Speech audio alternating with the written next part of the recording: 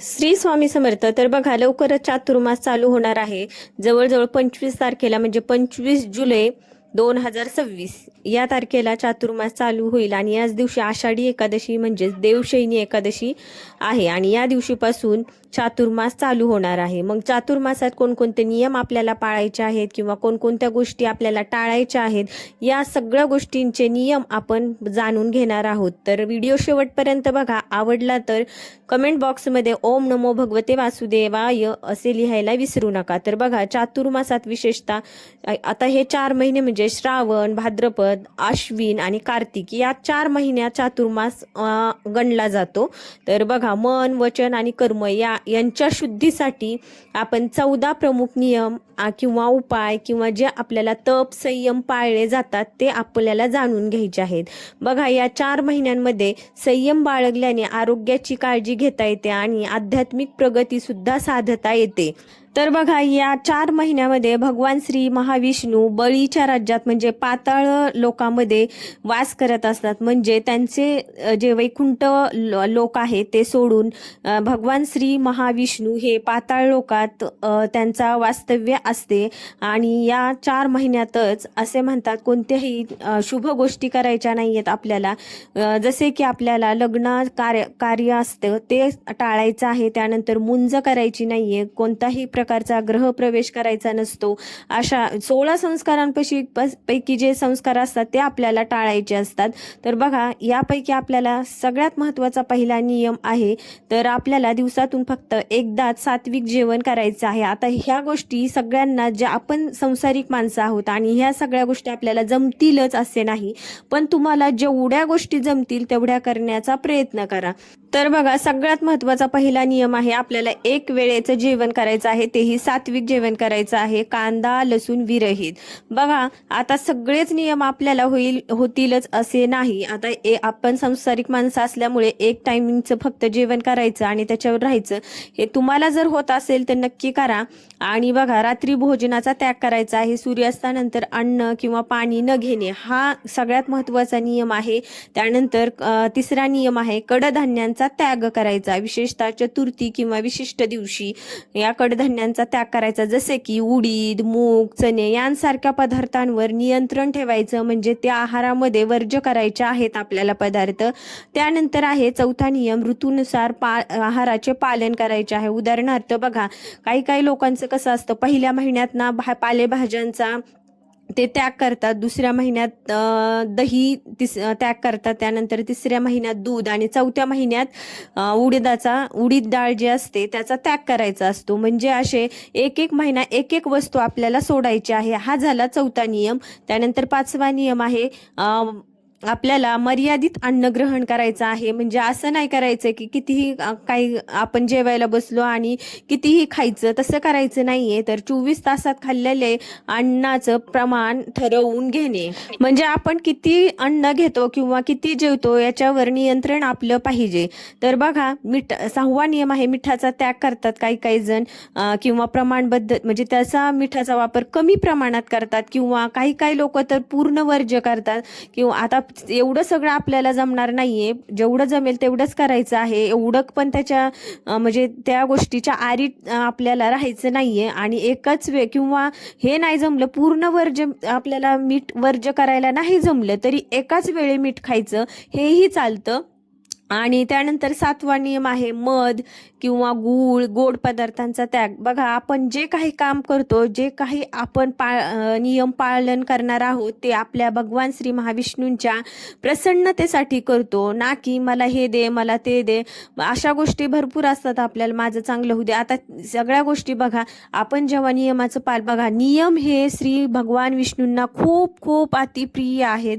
श्रीकृष्ण भगवंतांना नियम अतिशय प्रसन्न करतात. जेवढे आपण नियम करू ना, तेवढा आपण श्री कृष्ण भगवंतांना, श्री महाविष्णूंना, तुमचे जे कोणी इष्टदैवत असेल, राम असेल, श्याम असेल, राधा असेल, विठ्ठल असेल, पांडुरंग, हे कोणतेही तुमचे इष्टदैवत असेल, आपले श्री स्वामी समर्थ असतील, तुम्ही जेवढे नियम पालन करताल ना, तेवढं ते प्रसन्न तुमच्यावर होतील. आणि जेव्हा आपण नियम पालन करतो, फक्त चांगलं होण्यासाठीच नाही तर त्यांच्या प्रसन्नतेसाठी करतो. आणि जेव्हा आपले इष्टदैवत आपल्यावर प्रसन्न होते, तेव्हा आपोआपच आपल्या जीवनात प्रगतीचे दार उघडतात आणि सकारात्मक गोष्टी घडायला चालू होतात.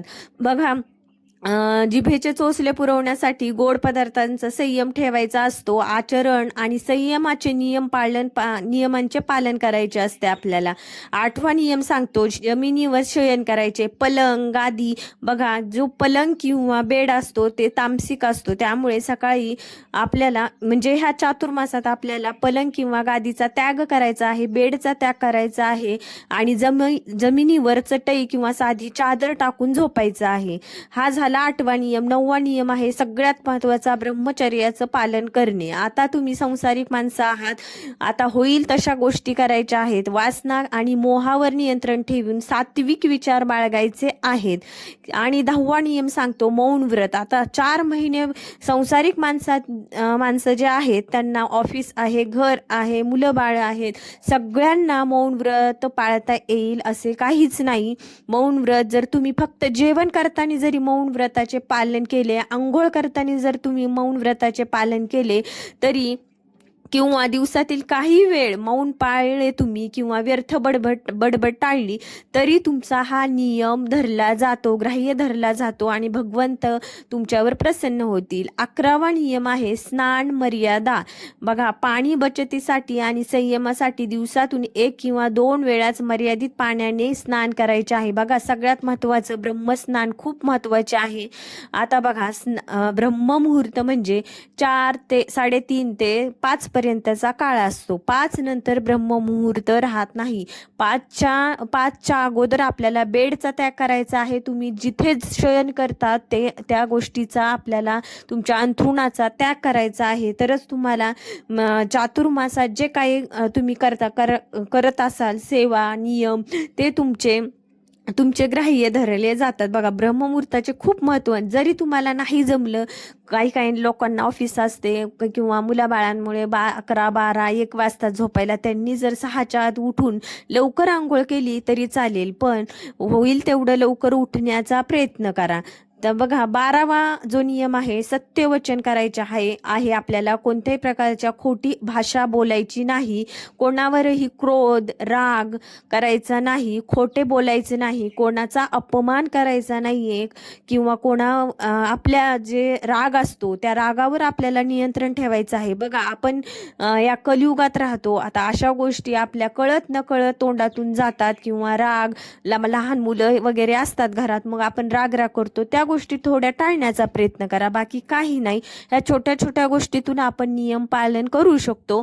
त्यानंतर 13वा नियम सांगतो दान आणि परोपकार. बघा, दान धर्म केल्याचं या काळात खूप महत्त्व सांगण्यात आले आहे. अन्नदान असो, वस्त्रदान असो, दीपदान असो, ज्ञानदान असो, यासारखे पुण्यकर्म करणे खूप महत्त्वाचे मानले जाते. दीपदानाचे तर खूप खूप खूप अनंत पटीने आपल्याला महत्त्व सांगितले जाते आणि अक्षय पटीने दीपदान केल्यानंतर आपल्याला पुण्य लाभते. तर बघा, दीपदान कसे करायचे, कुठे करायचे, कोणत्या वेळी करायचे, याचे माहिती मी तुम्हाला नंतर एका व्हिडिओमध्ये नक्की सांगेल. आता 14वा नियम आहे नामस्मरण आणि ध्यान. सगळ्यात महत्त्वाचं एकदम स्टार लिहून सांगते तुम्हाला. हे नामस्मरण खूप खूप खूप महत्त्वाचं आहे.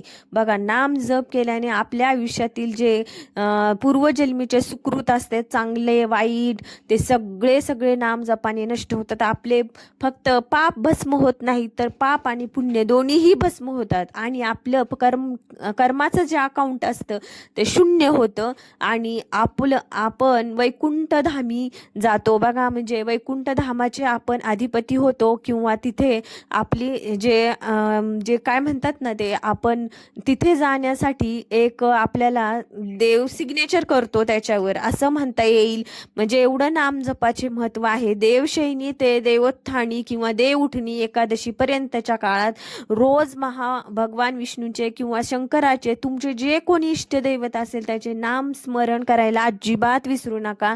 उठता बसता खाता पिता जेवण बनवताना घरात झाडू मारताना किंवा भांडी घासताना या सगळ्या घरातली कोणतीही काम असो आपण जे महिला वर्ग आहे त्या सगळ्या सखी आपल्या सगळे नियम पाळू म्हणजे सगळे मी म्हणत नाही पण होईल तेवढे नियम पाळण्याचा नक्की प्रयत्न करा. तर बघा हे होते चातुर्मासातील 14 नियम. अशा अनेक पटींनी अजूनही नियम आहेत जे की मी फक्त 14 नियमच तुम्हाला सांगितलेले आहे. तुम्हाला आजचा व्हिडिओ कसा वाटला नक्की सांगा आणि नियम होईल तेवढे पूर्ण करण्याचा नक्की प्रयत्न करा.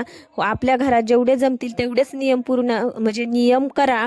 म्हणजे जास्त म्हणजे त्याच्या आरी जाऊन किंवा खूप जास्त त्या गोष्टीचं हे करून म्हणजे आपल्या शरीराची काळजी घेऊन आणि आपल्या संसाराची काळजी घेऊन ह्या सगळ्या गोष्टी बघून आपल्याला नियम करायचे आहेत. चला तर तुम्हाला व्हिडिओ कसा वाटला नक्की सांगा. चॅनलला सबस्क्राईब करा केलं नसेल तर आणि भेटूयात नंतर अशाच एका नवीन माहितीसह. धन्यवाद. श्री स्वामी समर्थ. रामकृष्ण हरी.